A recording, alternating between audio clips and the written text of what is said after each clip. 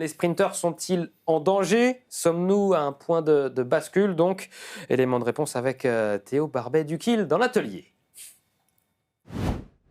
Et oui, le vélo, il a changé. Les parcours du Tour de France aussi. Pour l'illustrer, rétropédalons. Revenons 30 ans en arrière, édition 1995. Sur les 9 premiers jours de course, 5 étapes étaient arrivées au sprint, dont 3 consécutivement. En 2000, on était même monté jusqu'à 7. Depuis, les temps ont donc bien changé. La priorité pour l'organisation du Tour, éviter la redondance, casser la routine. Fini donc l'enchaînement des profils monotones. Cette année, 4 jours ont séparé la victoire de Tim Merlier de celle de Jonathan Milan. Reprocher aux équipes de sprinteurs de vouloir gagner les étapes qui leur sont destinées interroge. Verrouiller une étape de plat serait donc plus dommageable pour l'image du Tour que de verrouiller une étape de montagne pour permettre à son leader ou au maillot jaune de s'imposer. Pourtant, la légende du Tour ne s'est pas écrite que dans l'école. André Darrigade, Freddy Mertens, Marcel Kittel ou encore Mark Cavendish y figurent en bonne place.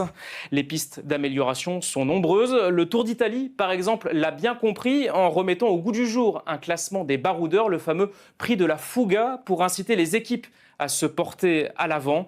Grand enjeu de cette année, les points UCI et autres incitations financières au baroudage pourraient aussi également secouer ce genre d'étape. Le sprint, c'est aussi l'ADN du Tour. Les acteurs et les spectateurs ont droit à l'ennui à l'heure de Netflix, de l'hyper-spectacle où les coureurs sont capables de gagner quasiment partout et tout. Les sprinteurs sont parfois des boucs émissaires un peu faciles. Alors Rob, imaginez-vous un Tour de France sans sprint? Beaucoup moins de travail.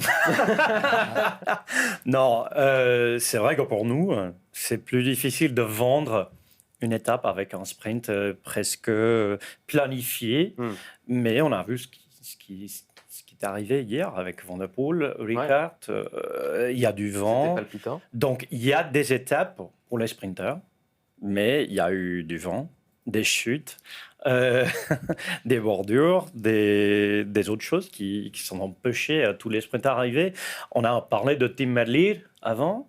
Il est arrivé à que 2 sprints des 3 qu'on a eus. Donc, c'est d'avoir des étapes qui ne sont pas des garanties peut-être et qui offrent aux spectateurs une petite doute de ce qui va arriver. Un sprint garanti, c'est peut-être pas la meilleure chose qu'on peut avoir, mais des opportunités pour les sprinters, c'est ce qu'on doit chercher, je crois.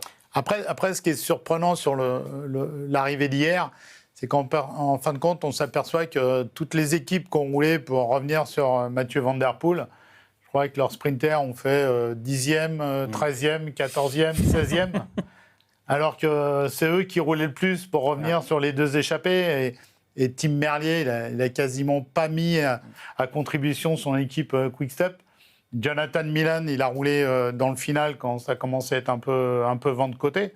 Voilà, et je pense que c'est Thierry, il a voulu dire ça, dire ces équipes qui n'ont pas vraiment, parce qu'on sait très bien que Tim Merlier, Jonathan Milan, Philipsen, avant sa chute, était au-dessus du lot.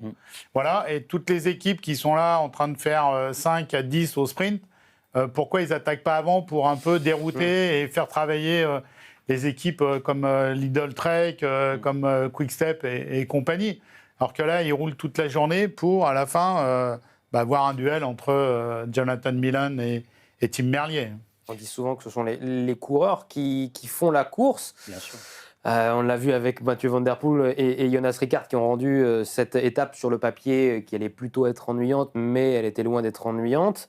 Est-ce qu'on pourrait aussi trouver des solutions, Rob, pour essayer d'encourager, de remotiver un petit peu les coureurs à prendre ces échappées suicides, comme on dit, à prendre ces échappées vouées à l'échec? Il y avait des solutions, notamment de Théo. Le classement de la Fuga. Est-ce qu'on ne peut pas créer un maillot distinctif? Alors là, ça passera par l'UCI, mais créer un maillot distinctif pour récompenser le King of Breakaway.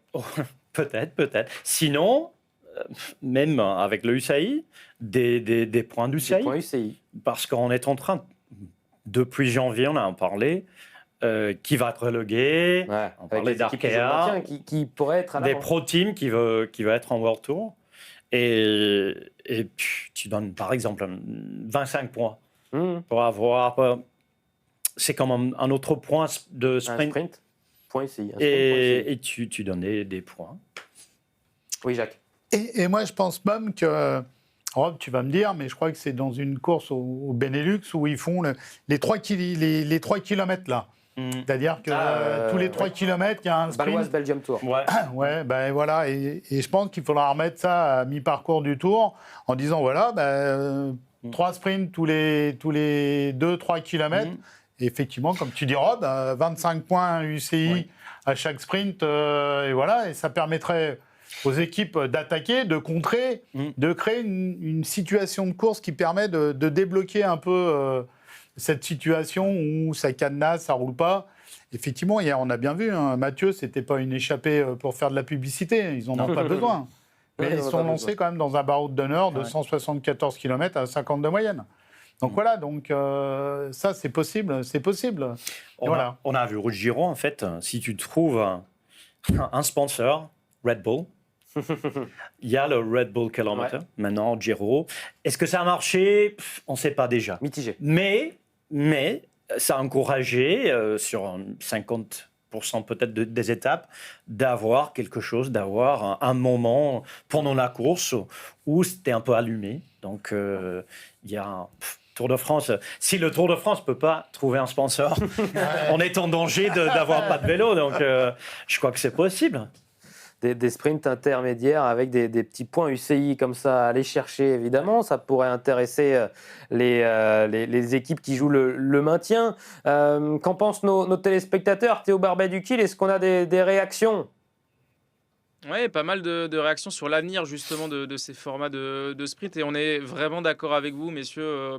Rajouter peut-être de l'enjeu via les points UCI parce que on nous dit dans le chat que les équipes en ont besoin. Elles sont à la chasse justement à ces points aux arrivées. Alors pourquoi pas avoir ce fameux maillot distinctif avec à la clé.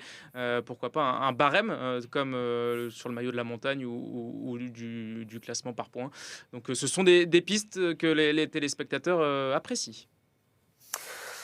Évidemment, les sprinteurs espèrent avoir plus d'étapes encore à l'avenir pour essayer d'aller chercher des victoires d'étapes. Et d'ailleurs, ces idées-là qu'on donne ne priveraient pas les sprinteurs de se jouer le sprint à l'arrivée. Donc ça pourrait être du gagnant-gagnant.